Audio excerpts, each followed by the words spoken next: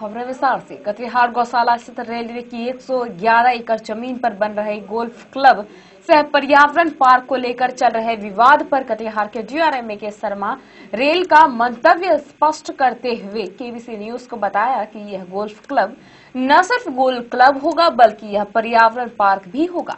इसके बन जाने से कटिहार न केवल राष्ट्रीय स्तर का टूरिस्ट पैलेस बनेगा बल्कि कटिहार के पर्यावरण की सुरक्षा की दृष्टिकोण से भी महत्वपूर्ण कदम होगा। अगर भविष्य में रेलवे द्वारा उद्योग लगाने की कोई योजना आती है तो यहाँ रेलवे इस क्षेत्र को इंडस्ट्री क्षेत्र में बदल देगा। यह है गौशाला स्थित रेलवे की 111 एकड़ जमीन।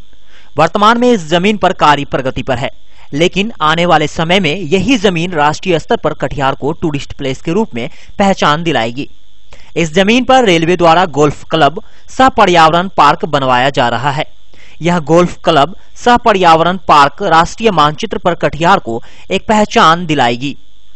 गौशाला स्थित रेलवे की इसी 111 एकड़ जमीन को लेकर विवाद खड़े किए गए, पर डीआरएम ए.के. शर्मा ने गोल्फ क्लब को लेकर रेल का मंतव्य साफ कर दिया है।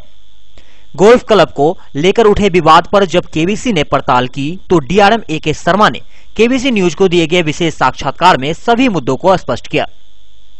केबीसी न्यूज से रूबरू होकर डीआरएम ने कहा कि उपयोग नहीं होने से पूरे भूभाग पर अतिक्रमण किया जा रहा था। अनाधिकृत लोगों द्वारा जमीन पर अनाधिकृत कब्जा किए जाने के बजाय इस जमीन को टूरिस्ट प्लेस के रूप में विकसित करना ही रेल का मंतव्य है।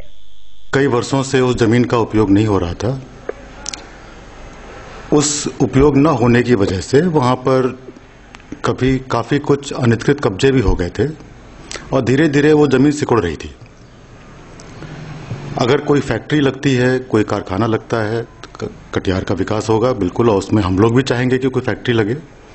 लेकिन जब तक ऐसा कोई परियोजना का अनाउंसमेंट नहीं होता है तब तक उस जमीन को वैसे खाली छोड़कर कब्जे में अनधिकृत लोगों के देने की बजाय हम लोगों का ये सुझाव था या विचार था, और जिसको हमारे मुख्यालय ने भी स्वीकृति प्रदान करके एक प्रोजेक्ट सैंक्शन किया कि वहां पर एक पर्यावरण पार्क बनाया जाए। डीआरएम ने जानकारी देते हुए बताया कि टूरिस्ट प्लेस और गोल्फ क्लब के अलावा यहां फायरिंग रेंज भी बनवाया जाएगा।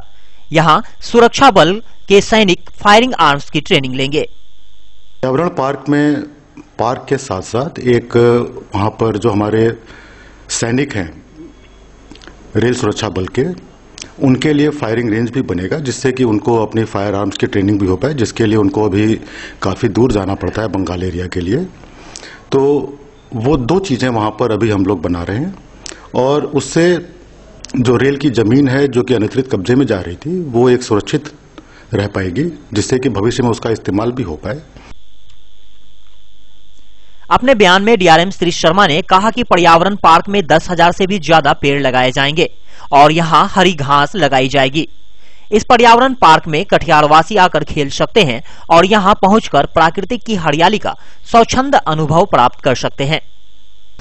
तो हम लोग ये प्रयास कर रहे हैं कि पर्यावरण पार्क बनाने के साथ साथ उसमें जो भी हमारे गार्बेज या डिब्रीज निकलती हैं या कंस्ट्रक्शन मटेरियल जो भी या कहीं से मिट्टी निकलती है उसको हम वहां पे भरेंगे, जिससे कि उसका लेवल भी ऊपर हो पाए और एक सुंदर पार्क वहां पे बन पाए, जिससे कि कटिहार के लिए भी उसका एक अमूल्य योगदान बनेगा। क्योंकि पर्यावरण पार्क में लगभग 10,000 के आसपास या उससे ज्यादा ही पेड़ लगेंगे, हरी घास की सुविधा होगी और उसमें अगर कोई खेलना चाहे खेल भी सकता है। औद्योगिक कारखाने के मामले में स्पष्ट करते हुए डीआरएम ने कहा कि इस मामले में रेलवे की वर्तमान में कोई परियोजना नहीं है। अगर निकट भविष्य में ऐसी कोई परियोजना आती है तो कारखाने को जितनी जमीन चाहिए उपलब्ध करा दी जाएगी। वो विकल्प हमेशा खुले हैं और कोई भी फैक्ट्री जब अनाउंस होगी तो उसके अनुसार कितनी उसको जमीन चाहिए उसके हिसाब से जमीन मिल जाएगी। अब वो आंदोलन कौन करना चाहता है, क्या करना चाहता है, क्यों करना चाहता है, उसके भीतर मैं नहीं जाना चाहूंगा। लेकिन जब कोई यहाँ पर अभी परियोजना स्वीकृत ही नहीं है फैक्ट्री की, तो उस बारे में अभी से विचार करने का कोई मेरे ख्याल से प्रश्न नहीं है। हाँ, अगर कोई परियोजना आती है तो जमीन उपलब्ध हो जाएगी। गौशाला रेलवे फाटक पर जाम की समस्या पर पूछे गए सवाल पर डीआरएम श्री शर्मा ने कहा कि पर्यावरण पार्क के साथ यहां भी ओवरब्रिज बनाने की रेलवे की मंशा है, जो रेल मंत्रालय में विचाराधीन है। इस वर्ष रेल बजट में ओवरब्रिज बनाए जाने पर मुहर लगाई जा सकती है। 2012 में अगस्त के आसपास हम लोगों को राज्य सरकार से इसकी स्वीकृति मिल गई थी और उसके बाद हम लोगों ने उस परियोजना को जो ओवरहेड पुल बनाने के लिए भेजा हुआ है, जो कि अभी रेल मंत्रालय के विचाराधीन है और जब रेल बजट पेश होगा तो उसमें उसको भी पेश किया जाएगा और मुझे पूरा विश्वास है कि उसकी स्वीकृति मिल जाएगी। तो हम उम्मीद कर रहे हैं कि यहाँ पर हमारे पास अप्रैल जब बजट पास हो जाएगा तो उसकी स्वीकृति हमारे पास आ जाएगी और तुरंत उसके बाद काम शुरू हो जाएगा। ये तो एक बार जब स्वीकृति आ जाए उसके बाद से जो हमारे इंजीनियर्स हैं और स्टेट गवर्नमेंट का भी उसमें क्योंकि काम होता है, दोनों मिलकर एक बार उसका पूरा टाइमलाइन डिसाइड करेंगे और उसके बाद उस पर काम चालू करेंगे। मुझे लगता है कि लगभग 2 साल या 2.5 साल में वो काम पूरा हो जाना चाहिए। अपने साक्षात्कार के अंत में कटिहार वासियों के नाम अपने संदेश में डीआरएम ने कहा कि कटिहार वासियों की भलाई के लिए रेल ज्यादा से ज्यादा सुविधाएं दे रही है, जिससे आम लोगों के साथ साथ रेल कर्मी को भी फायदा होगा।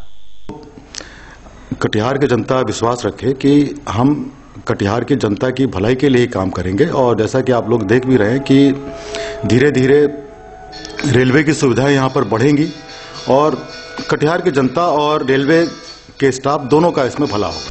गोल्फ क्लब सह पर्यावरण पार्क बनाए जाने की रेलवे की इस पहल पर समाज के बुद्धिजीवियों ने भी सकारात्मक प्रतिक्रिया दी है। अपनी प्रतिक्रिया में इस पहल को बुद्धिजीवियों ने कटिहार वासियों के लिए हितकारी बताते हुए प्रशंसा की है।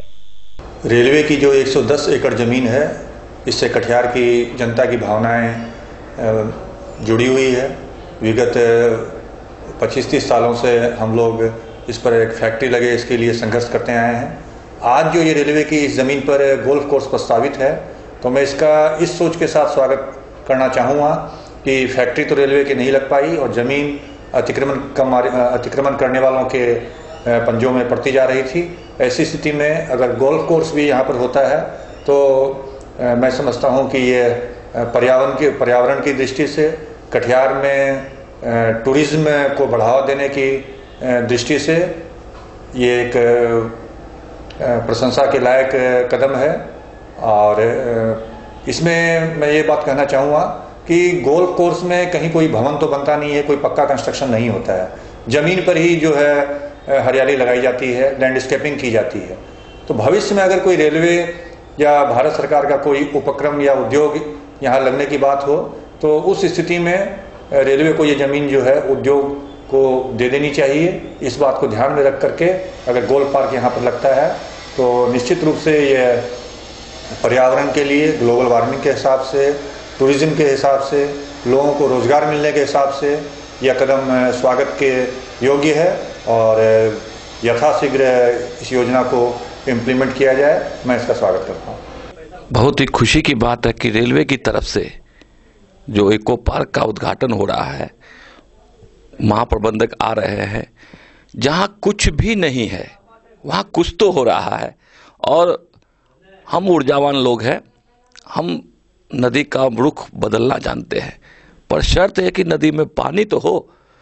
आज कुछ नहीं हो करके यहाँ 111 एकड़ भूमि में अगर कुछ भी बन रहा है तो ये कटिहार के हित के लिए बहुत ही सुंदर चीज़ है।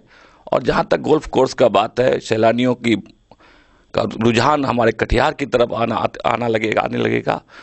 और माननीय डीआरएम महोदय से जो कमिटमेंट हुआ है कि जैसे ही उद्योग का यहाँ पर संरचना बैठेगी, आधारशिला रखी जाएगी, ये जमीन पूर्णतः उद्योग के लिए समर्पित कर दी जाएगी। उनकी इन्हीं भावनाओं का सम्मान करते हुए गोल्फ क्लब या इको पार्क के लिए हम लोग सब कटिहारवासी अभिनंदन करने के लिए महाप्रबंधक का तैयार है, ताकि समय आने पर फैक्ट्री बनाने के लिए भी जो प्रयास हमारा चल रहा है वो भी भली भांति काम में आए, इसी उम्मीद के साथ। कैमरा पर्सन गुरु शेख के साथ आलोक शांडिल, केबीसी न्यूज के लिए।